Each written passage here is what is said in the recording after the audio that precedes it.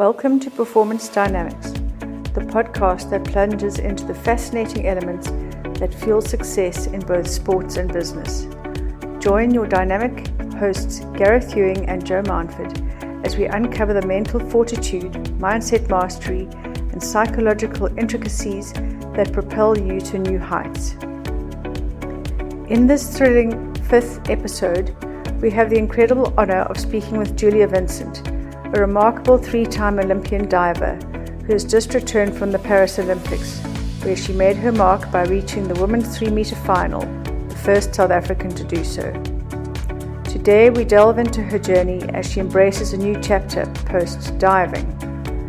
Join us as Julia shares her experience of competing at the highest level across 3 Olympics, reflecting on her decision to retire and what that transition looks like. We'll explore her strategies for redefining purpose and the invaluable skills she's cultivated over 13 years in sport. Julia opens up about her daily routines, disciplines, and how these habits will guide her as she navigates life with renewed direction and meaning. This conversation promises to be both inspiring and enlightening. Don't miss it. If you like what you hear, please support our podcast by subscribing to the Beat It with Joe YouTube channel and like and share our Performance Dynamics podcast channel. So thank you for listening, and we will continue with this topic in episode 6. So stay tuned and let's hear from Julia Vincent. I have the privilege of interviewing Julia Vincent, who's recently competed in the Paris Olympics. She was in the final in the 3-meter diving. And so welcome, Jules. Thank you so much. I'm excited to talk to you. And welcome, Gareth. Thanks. So lovely to have you both here to chat today. I had the privilege of the past 2 years walking a little bit of Jules's journey with her and in the mindset space. So it's just been such a privilege, Jules, to have worked with you. And today, following on our previous podcast where we talked about the performance blues post a big competition, and we talked about things like setting new goals and engaging in different activities and maybe rekindling friendships that you'd have to let go or just put aside because of your focus and your activities and that. And then maybe offering mentoring or volunteering, reaching out to others, and then reestablishing, getting back into your activities. But for you, it's different because you've decided that that's the end of your career and you have retired officially from diving. Mm-hmm. So, Jules, first of all, congratulations on getting into the finals. Geez, that was absolutely incredible. Thank you. You have made South Africa so proud, and I think you've just given so many young divers so much hope that it's so possible. You're probably one of the most disciplined and committed athletes I've ever worked with, and so you are a role model to so many. But thank you. What I want to talk about is the decision to retire. Now, that didn't happen at the Olympics. Do you want to talk about when you made that decision? Gosh, I probably made that decision 7-8 years ago. I think in my head, I knew I wanted to get through the 2024 Olympics. And then I thought, let me get there and then reevaluate. But as I got closer to the 2024 Olympics, I started to really feel that sense of it's time for me to move on. You know, I just turned 30. I just feel like I started to feel like this is the right thing to do. But I made that initial decision a long time ago when I thought I want to go to 3 Olympics, and that's what I want to do. So I sort of had that in my mind for a long time. Jules, yeah. What were the kind of clues that you got over that period of time that was going to be the finish line for you? Obviously, you've mentioned, turning 30, one reason perhaps, but what was your body telling you? What was your mind telling you? I think actually it was hard because my body was starting to feel better. I had a really rough go around into the 2020 Olympics. So that was tough. In terms of my body, I felt a lot better going into this Olympics, but then I started to just feel that need to maybe do other things in my life. I'm about to get married, so there was just these other things that I wanted to accomplish outside of the pool. And I'm gonna have to pause for a second. I'm so sorry, but my cats are growling at each other, so hopefully we can cut this out. I'm so sorry. Mm-hmm. So yeah, you were saying that so you're getting married, so maybe your interests, well, not maybe, your interests have refocused, and maybe your passion is elsewhere. And also when we were talking about your day, I mean, everything was around diving. So it was when you got up, it was stretching, and then it was timing your eating, and your eating was absolutely perfect and on point, and everything was on a timetable for so many years. Did you ever get tired of that? I don't want to say I got tired of it, but I think that was one of the other sort of that realization that maybe it's time for me to move on, because I would feel like I was the athlete that would, if I lost count on the reps that I did in the gym, I would just do an extra one in case. Like I was always the person who I would do something extra just in case I didn't reach my rep count, because I would rather do more than do less. And so I think towards the end, I always did everything I needed to do, but I think towards the end, I could feel myself kind of losing that. Well, you should rather do a little extra. And so I would still do it, but I could feel myself being like, I don't really want to do that extra. And so it was weird because I've never felt that way in my life. So, maybe it was just like you needing something, maybe a refreshed goal or something different, in my life. And that's when I realized that, but it was just very interesting because I could just feel it. It's very strange. It was very strange. I could just feel that maybe it's time to move on. And that sounds familiar. The athletes that I've spent time with, often they'll say, sometimes it'll come up, I'm thinking about stopping, I'm thinking about doing other things. And they will say, I would say to them, well, rather go just a little bit too far. Then stop, and 6 months later you think to yourself, I wish I'd done a little bit longer. Right. And sorry, go ahead. No, carry on.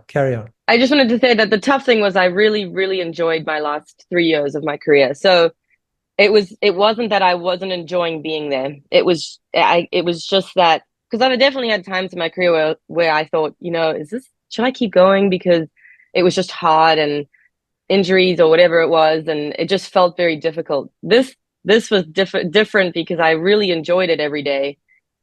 But then there was those moments of, man, I wish I could like leave for the weekend and not worry about what I'm eating and not worry that I'm missing practice, and just small things like that. So yeah, it was a very weird feeling. And when you got to the finish line, when you were finished, you'd had a strong performance. What was it like that next morning when you woke up? And I know being at the Olympics, there's 2 or 3 days after competition where like everything just goes out the window, and you kind of just have realized what bad habits could actually look like. But how did it feel? How did it feel when you would be at that stage where you'd normally be going back to work and back to training? What went through your mind? What was that experience like? So probably the couple days afterwards, it was really nice that I had my family and some friends and my fiance. They were all at the Olympics, so it was nice. I could immediately jump into sightseeing or whatever it was. We could do something around Paris. So that I felt a little like, oh, okay, like I don't have to be doing anything. There's nothing that I actually should be doing right now.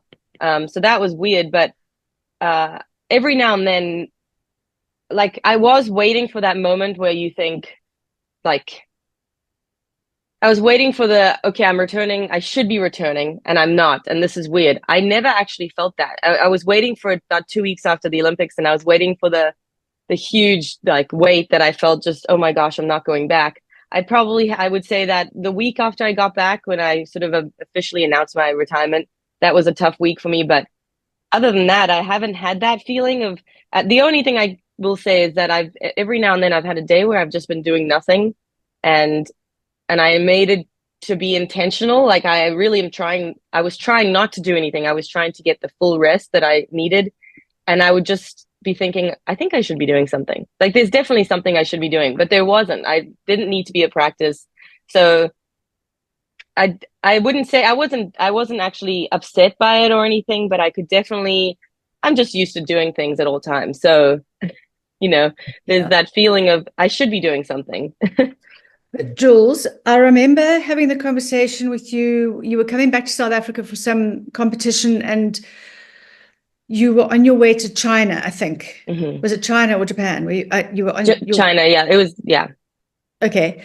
And you were a bit aggravated. I'm not going to go into why and that. And I just said it's your last year. Make everything you do, be mindful of it, because if you fast forward a year and you think, oh, if only I had. And I really did I think you grabbed your last year with both hands. Do you agree? You gave everything, and everything you did was completely intentional. And maybe there was such an acceptance that this is the last gig, that it's okay. Like now it's okay to be sitting without things to do, or like a serious to-do list. 100%. I think that, and I want to thank you and give credit to you, because we did talk about those things leading up into the Olympics. So we talked about what it would look like going forward, and we really did talk about many times when there were challenges, which actually quite a few challenges arose prior to the Olympics, and every time you sort of reminded me that this is it. So let's grab it with both hands and take hold of what you have right now, because in a year's time or 2 years time, you don't want to look back and think, oh my gosh, I could have handled that differently, or I should have handled that differently. So I definitely think that without realizing it, I was setting myself up to feel this peace. I thought it was going to be harder than it was. And I think because of the preparation we did, it wasn't. Yeah. And what does it feel like to be carefree? Sorry, Gareth.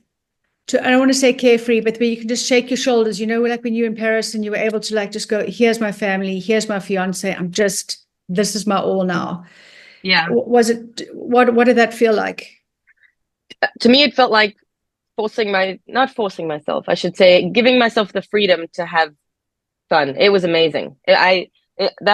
Those couple weeks will be the best, probably something that I'll look back on for the rest of my life. And of course, it's like, oh, well, you have the Olympics, of course you'll look back on it. But my other Olympic experiences, there are parts of those experiences that I don't love to remember because I found them mentally challenging.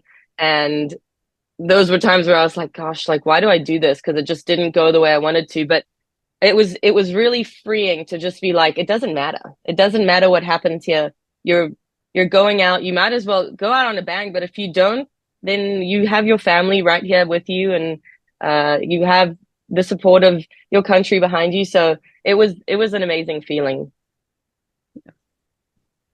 Yeah. The clarity, what I can hear is that the clarity of decision. The burden of making a decision is actually harder than the consequences of that decision. Yeah, absolutely.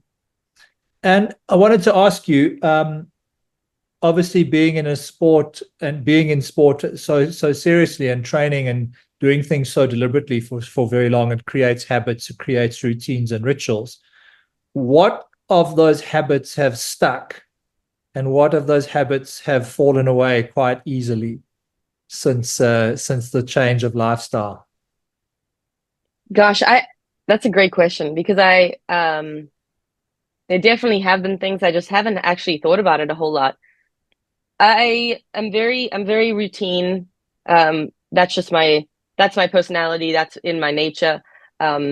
So besides the fact that I was intentionally always in a routine, I prefer to be in a routine. So I would say that that's stuck. I mean, I would go wake up almost every morning at 5 to go work out. So those things have not changed. I would say that I didn't have the option to not go to practice. I guess I did. I was 30 years old. My coach is not going to what is he going to do if I don't go to practice? But I knew I didn't have the option. Whereas now I can wake up and be like, I don't feel like going. And that's been really freeing. I would say that my eating, I still eat very healthily, but I don't care as much if I don't get the right fuel in my body. And that's been very interesting for me. I just don't eat nearly as much as I used to. And then I also just don't, I used to be very, very particular about my diet and how much food I was getting because I wanted to make sure I was fueled. And now I'm like, oh, if I'm not eating that much, and I still eat enough, but it's like I just don't. It's such a different mindset. I think, oh well, I'm not fueling myself for anything except for life, and that's very different to fueling yourself to be an Olympic athlete. So, yeah, those kind of things it's been interesting. And Jules, you also had to time your eating. Yes. So that you weren't full and your tummy didn't have food in it when you were doing your twists and turns, etc. So like timing was really important for you. Very. So that structure or that routine. That's gone. I eat. Okay. I mean, I think I eat when I'm hungry now, which is quite nice. Whereas before I was very, very routine. I mean, I would eat, even if I wasn't that hungry, I would eat a certain amount of hours before my practice because I knew that would help me to be as fueled as I could be and have the energy and have the mental strength to get through a practice. Whereas now, if I'm not hungry, I just won't eat and I'll just wait until I am hungry. So it's been nice to be more intuitive, but it's definitely different. That's definitely a habit that is just gone. I don't know when it changed, but it changed. Yeah. One of the things that we spoke about in the previous podcast was reconnecting with people that maybe you didn't have time to, and I mean that with the greatest respect, that you couldn't attend weddings or you couldn't attend parties and birthdays except because of your either competing or social engagements or commitments. Did you A, realize that that's what you did, and B, if you did, being able to reconnect with people who you haven't for a while? I would say that I think I always knew that there were times where I had to say no or whatever it was. And I was okay with that. And I think I'm still okay with that. I thought that it would be a little different post-Olympics in terms of, I've been very busy post-Olympics. I've been trying, I have a lot of things going on. So I think I still care about being, getting my sleep and being rejuvenated to start a new week. So those things haven't changed. And so sometimes I surprise myself. I thought I would want to make the weekend trip quickly and not care about, sometimes I'm spontaneous, but I thought I would be doing that more often and going to see people. And it hasn't been that way. And I could have made it that way. I think it just hasn't, I thought it would be different and it's not. So it's very interesting as well, because I used to blame that on my sport a lot. And now it's more just like, maybe that's just who you are. You don't want to spend every weekend out of the state or, going traveling. And so that's been different.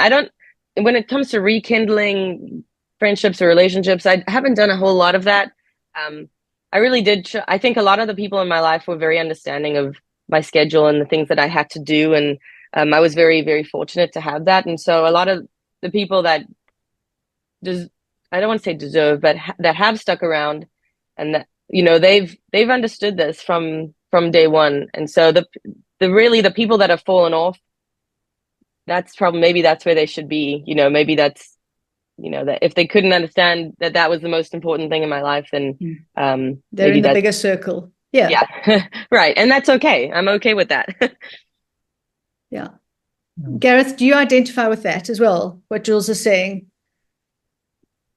I mean, it's an interesting one, and there's such a contrast between the sports in terms of our experience. I think, Joe, you understand the team and social dynamic around hockey, positive or negative.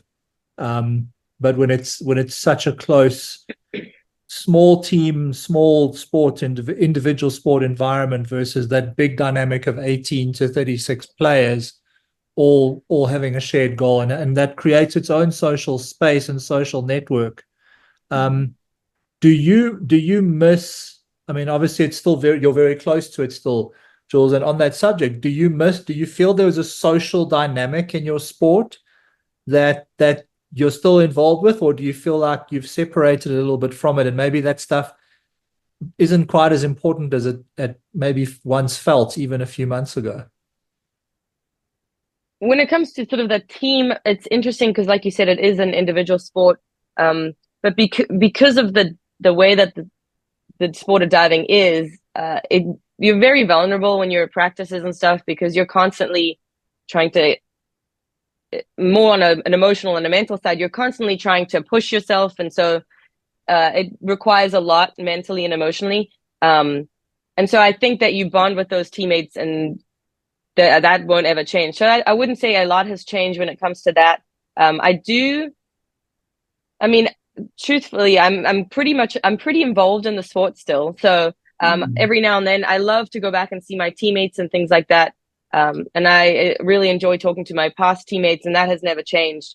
But I do agree, it's not the same as being on a team where you're in this giant 36 people sort of dynamic, and it's very different. I don't really know if I'm answering your question there, but yeah, it's interesting. I'm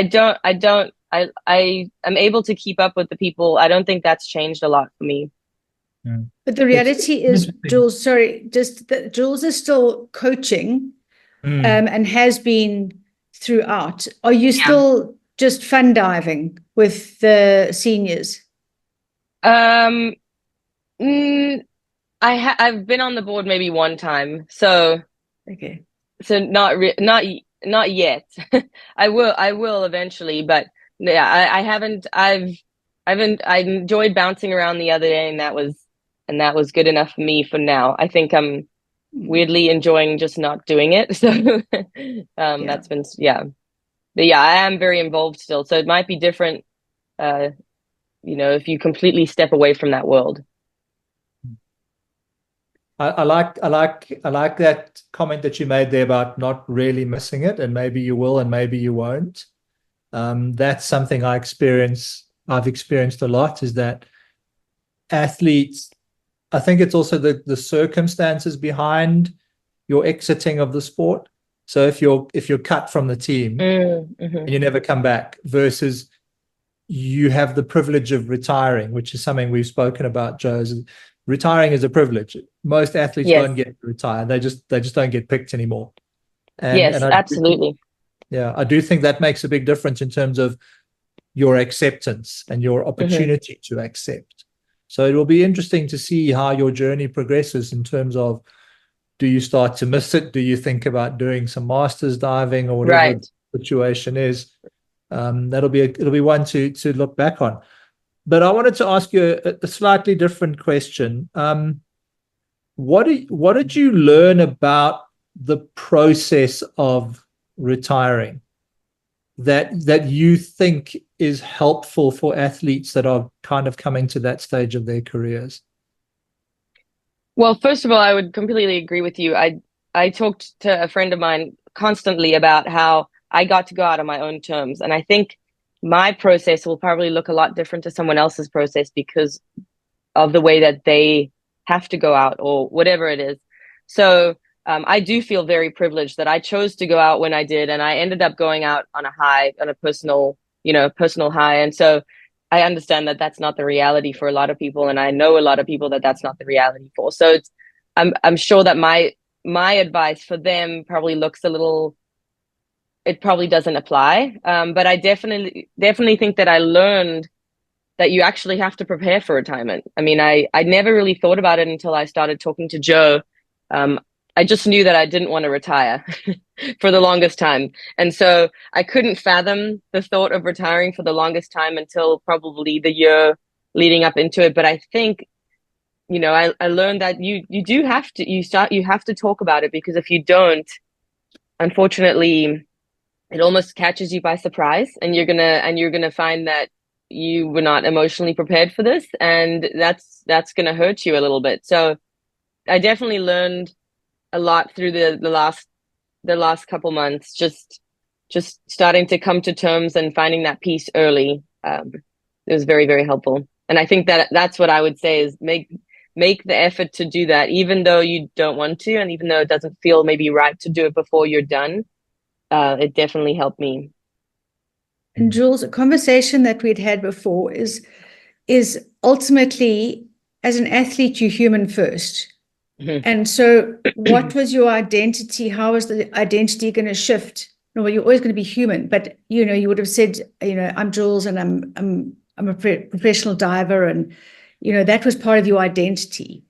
So now when people ask you, has that been quite a difficult shift to say, well, now you're a mentor, now you've got a new project. Yeah. Maybe you want to share what you're doing so Gareth understands and knows what you're doing now, which is incredible, because you're now sharing those strengths that you learned in your career with other up-and-coming people.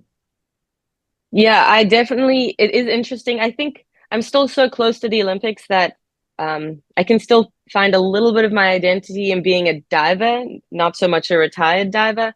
But at the same time, I am doing mentoring for younger athletes, and it's not just divers. And that has been an incredible thing for me, because it does help me. And I will say, I got to the point where I was pretty good at seeing my identity outside of the sport. So I don't know that I had to go through this huge change in that sense, but it has been nice to kind of expand my horizons a little bit and see that, okay, you actually are kind of good at other things too. And I was worried about that, I guess. I think that I'm a people's person, and I enjoy talking to people. And so I knew that that's sort of where my talents lie, but it has been nice to see, you know, we'll hear the feedback from the people that I've been mentoring, and they're encouraging about how I'm helping them. And so that's been really encouraging to hear. And I think it's always been something that I've wanted to do. I never wanted to do it when I was the athlete, just because I found it hard to separate.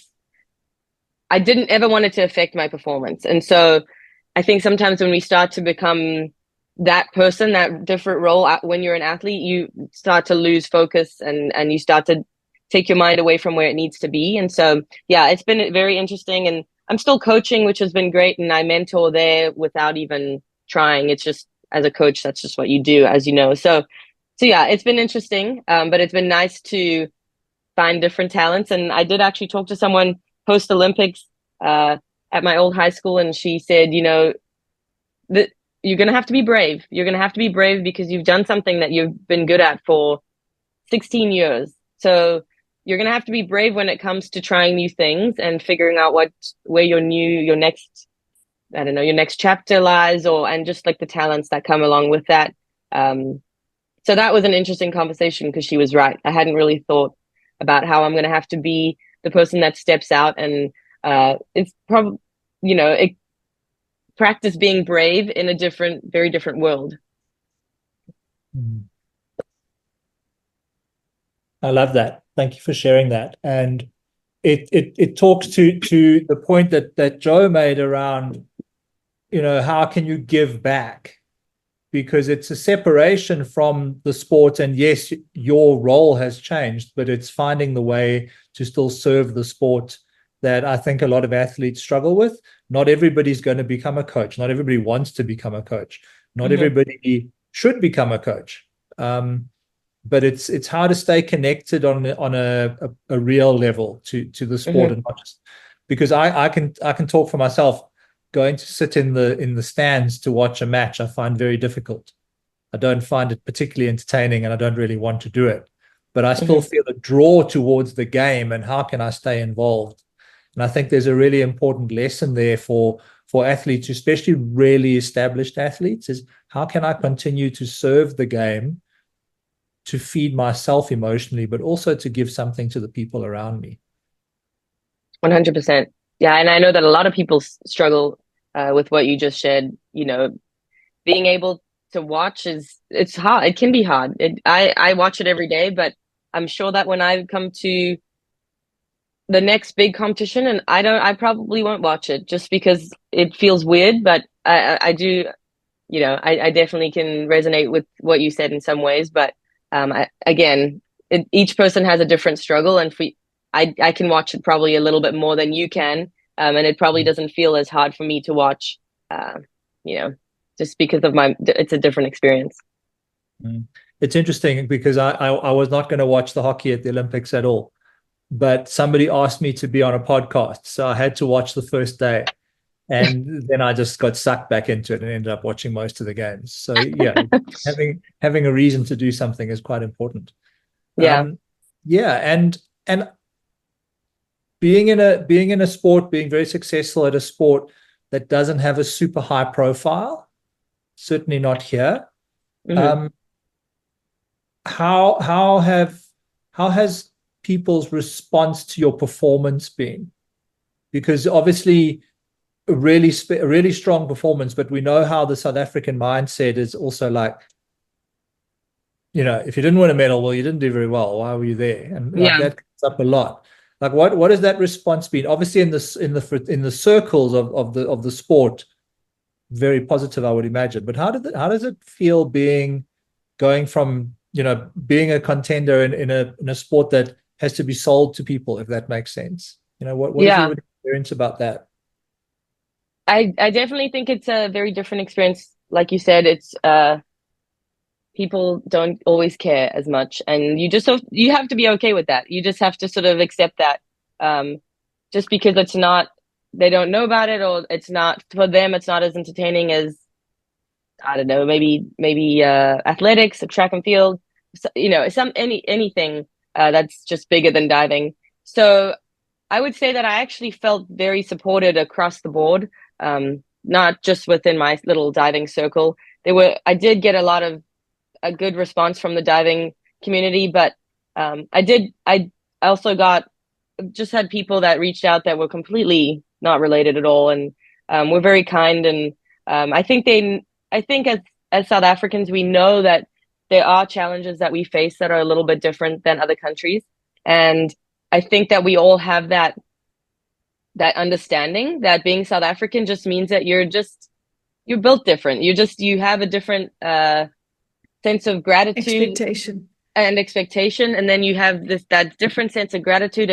And we all just know that it's different. And I don't want to say it's more difficult than anyone else, but it definitely comes with its own set of challenges that not very many people can understand. Maybe some of the other African countries, but it's very different. And I think we all have that understanding. And so it's actually quite nice because people respond. I didn't get a medal, but people responded to me as if like I did. Like, I mean, I had a lot of people who, I wanted more, and sometimes I would share that and they would be like, oh my gosh, no, because this is something that's an incredible feat for a South African, especially in the world of diving. So as much as I wasn't as satisfied as I probably wish I would have been, I did feel the support. We hope you enjoyed episode 5 of the Performance Dynamics podcast, and stay tuned for episode 6, where we continue our conversation with Jules about retirement in sport. Please be advised that this podcast discusses topics related to mental well-being, personal experiences, and societal issues. The views and opinions expressed by the host and the guests are personal and may not reflect the views of everyone in the community. While we aim to inspire and support, please remember that individual experiences with mental health and sports can vary significantly. If you or someone you know is facing challenges related to mental health or requires support, we strongly encourage seeking professional help. Thank you for joining us on this journey, and we hope you find motivation and encouragement in our conversations.